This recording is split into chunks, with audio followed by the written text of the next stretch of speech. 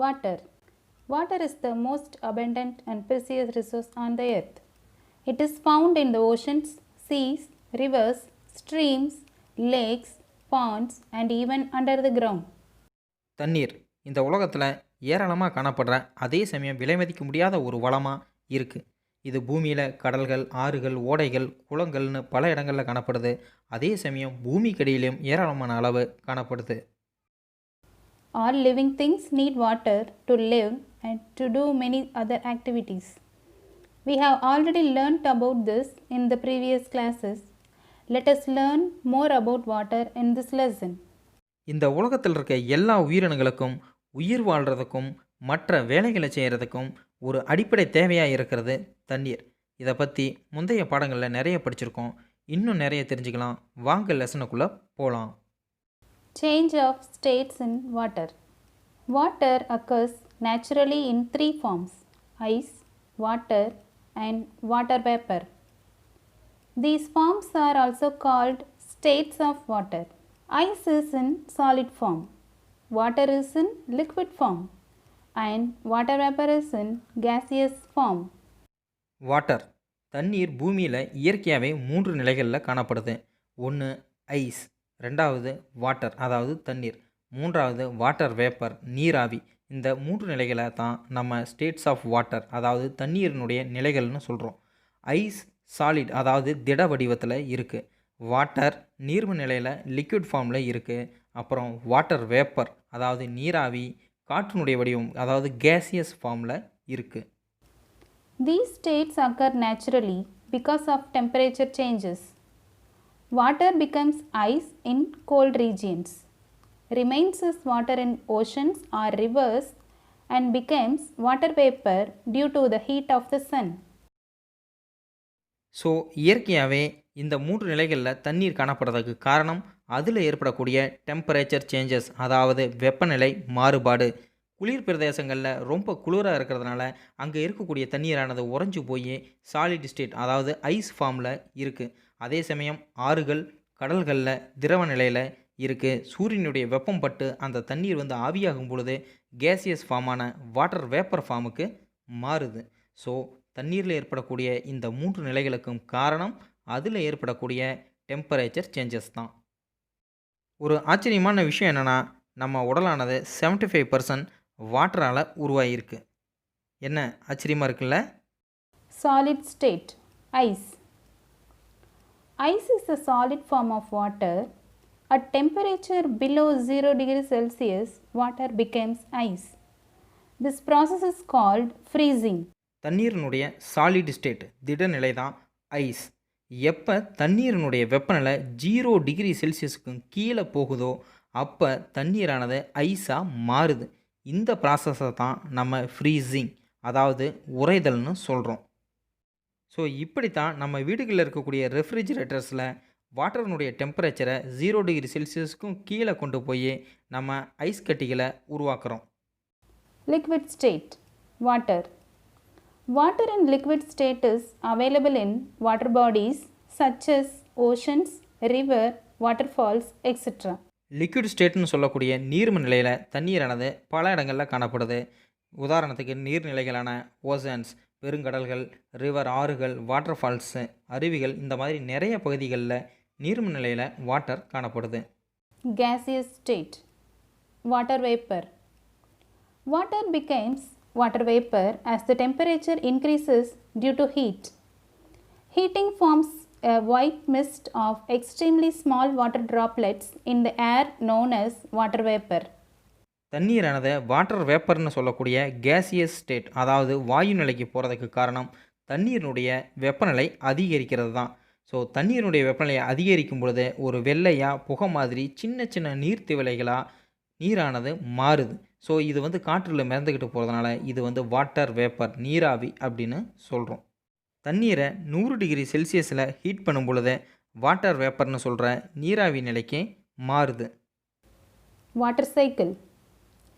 In nature, water keeps changing its state.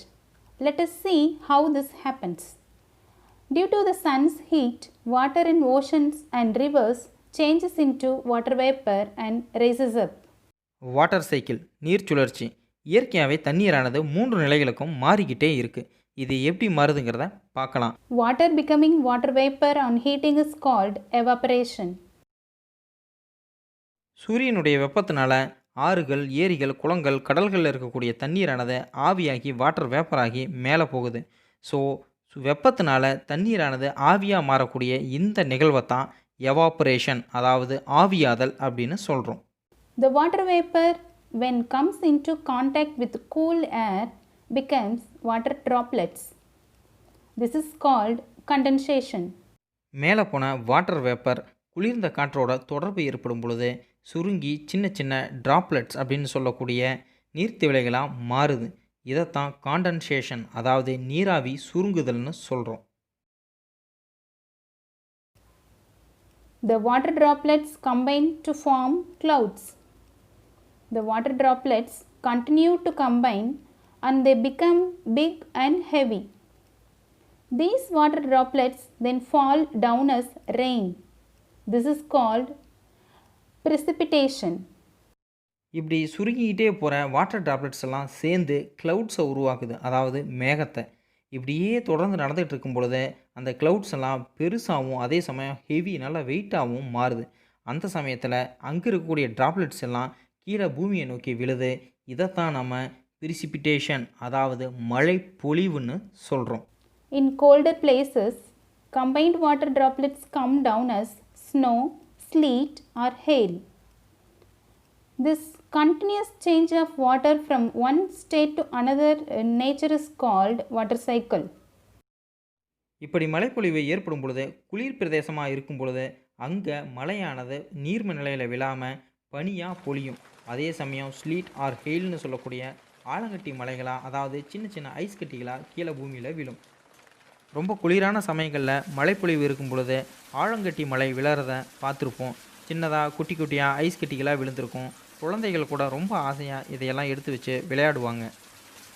The continuous cycle through which water is circulated by different processes like evaporation, condensation and precipitation is called water cycle. Water தொடர்ந்து இந்த 3 நிலைகளுக்கும் மாறிக்கிட்டே இருக்கும். Evaporation, condensation, அப்புறம் பிரிசிபிட்டேஷன். So இந்த 3 நிலைகளுக்கும் தொடர்ந்து மாறி மாறி வந்துக்கிட்டே இருக்கிற இதைத்தான் நம்ம வாட்டர் சைக்கிள், அதாவது நீர் சுழற்சின்னு சொல்கிறோம். Importance of water cycle. To improve the availability of groundwater, to control the earth's temperature, to provide water to plants and animals, especially humans, to recycle the earth's supply of water constantly. சரி, இந்த நீர்ச்சுழற்சியினுடைய முக்கியத்துவம் என்ன? 1, தொடர்ந்து இந்த நீர்ச்சுழற்சி நடக்கிறதுனால பூமியில் இருக்கக்கூடிய நிலத்தடி நீரினுடைய அளவு நல்லா இருக்குது. 2வது, பூமியினுடைய வெப்பநிலையை கண்ட்ரோலாக வச்சுக்குது. 3வது, பூமியில் இருக்கக்கூடிய தாவரங்கள், விலங்குகள், குறிப்பாக மனிதர்களுக்கு தண்ணீர் கிடைக்கிது.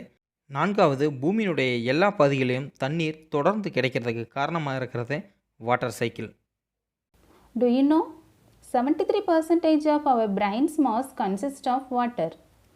The Antarctic Ocean has about 70% of the world's fresh water. ஆச்சரியமான விஷயம், நம்ம பிரெயினில் 73% வாட்டர் தான் இருக்குது. அது மட்டும் இல்லாமல் பூமியில் இருக்கக்கூடிய நல்ல தண்ணீரில் 70% எங்கே இருக்குன்னா அண்டார்டிக் பகுதிகளில் திடநிலையில் ஐஸ் கட்டிகளாக இருக்குது. Rainwater harvesting. Rainwater harvesting is the process of collecting the storing rainwater for future use. Rainwater can be collected in natural reservoirs or artificial tanks. Rain water harvesting, மழைநீர் சேகரிப்பு. பெய்யக்கூடிய மழையை வீணாக்காமல் எதிர்கால தேவைகளுக்காக சேமித்து வைக்கிறத தான் ரெயின் வாட்டர் ஹார்வெஸ்டிங்னு சொல்கிறோம். இயற்கையாகவே கிணறுகளில், இல்லை ஏரிகளில், இல்லை குளங்களில் பெய்யக்கூடிய மழைநீரை சேமிக்கலாம். அது மட்டும் இல்லாமல் ஆர்டிஃபிஷியல் டேங்க்ஸ், செயற்கையாக கட்டப்பட்ட தண்ணீர் தொட்டிகள்லையும் மழைநீரை சேமித்து வச்சு எதிர்கால தேவைகளுக்கு பயன்படுத்தலாம். Rooftop harvesting is also a type of rainwater harvesting. The rainwater on the top of the building is collected and passed into the ground through pipes. Water passing through the pipes enter the pit, which consists of gravels and coarse sand. As it passes, impurities are filtered and stored as groundwater. Roof top ஹார்வெஸ்டிங்கிறது rain water ஹார்வெஸ்டிங்கில் ஒரு method. அதாவது வீடுகள், பில்டிங்களில் மேற்கூரைகளில் விழக்கூடிய மழைநீரை பைப்புகள் மூலமாக சேகரித்து கொண்டு போய் குழிக்குள்ளே செலுத்துவோம். அந்த குழிகளில் சிறு சிறு கற்கள், ஜல்லிகள், மணல்கள்லாம் போட்டு வைக்கும் பொழுது குப்பைகள் எல்லாம் மேலேயே நின்றுட்டு நல்ல சுத்தமான தண்ணீர் பூமிக்கடியில் போய் கிரவுண்ட் வாட்டர் லெவலை அதிகப்படுத்தும்.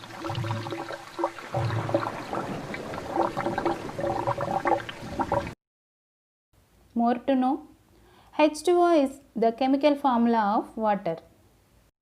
கூடுதலான ஒரு தகவல், தண்ணீரினுடைய வேதியியல் குறியீடு அதாவது கெமிக்கல் ஃபார்முலா என்னன்னா H2O. Do you know 1 inch of rainfall on a 2000 square feet roof is equal to 4800 liters of water? ஒரு இன்ச்சு மழைப்பொழிவானது 2000 ஸ்கொயர் ஃபீட் ரூஃபில் விழும் பொழுது கிட்டத்தட்ட 4800 லிட்டர் தண்ணீரை நம்மளால் சேமிக்க முடியும்.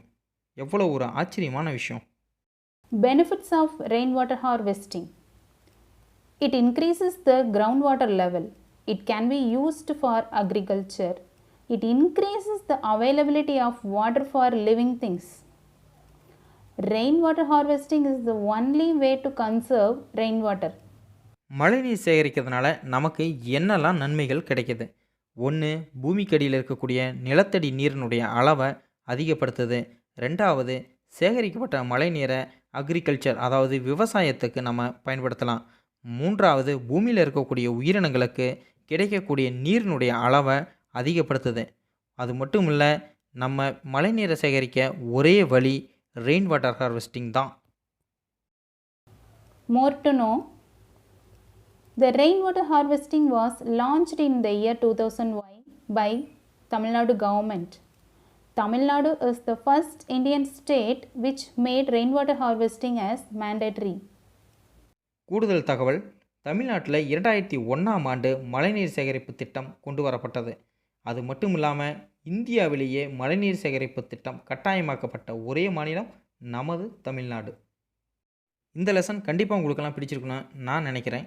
அதே சமயம் மழைநீர் சேகரிப்பையும் நீரினுடைய முக்கியத்துவத்தையும் நல்லாவே தெரிஞ்சுக்கிட்டோம். ஸோ மழைநீரை சேகரிப்போம், உயிர்களை காப்போம். வீடியோ பிடிச்சிருந்தால் லைக் பண்ணுங்கள், ஷேர் பண்ணுங்கள், கமெண்ட் பண்ணுங்கள், மறக்காமல் சப்ஸ்கிரைப் பண்ணுங்கள். தேங்க்யூ.